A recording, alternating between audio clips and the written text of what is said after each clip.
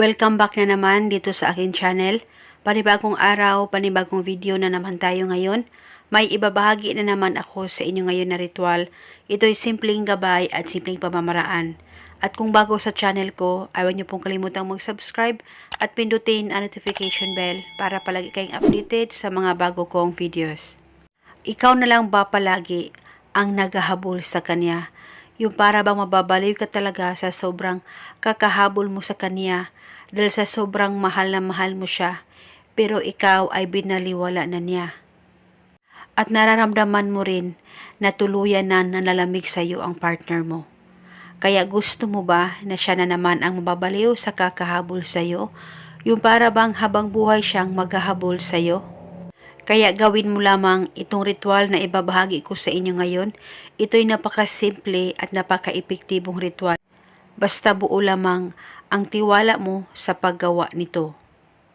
At pwede mo gawin itong ritual sa kahit na anong araw o oras na gusto mo. Ang gagawin mo lamang, dapat mag-isa ka lang. Pagkaisipin mo ang target, dapat wala kang ibang iniisip kundi ang target.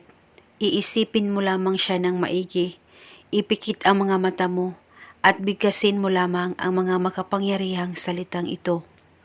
Pangalan at apelido, ikaw ay habang buhay na maghahabol sa akin. Bigkasin mo lamang ito ng 11 times. At kung gusto mo na dagdagan pa ang hiling, ay pwedeng-pwede, wala pong problema.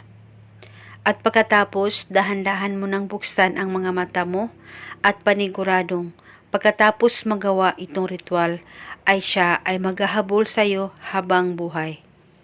At gawin itong ritual hanggang kailan mo gusto o hanggang kailan mo gusto ihinto ang ritual na ito. Pwede mo ito gawin isang beses sa isang araw.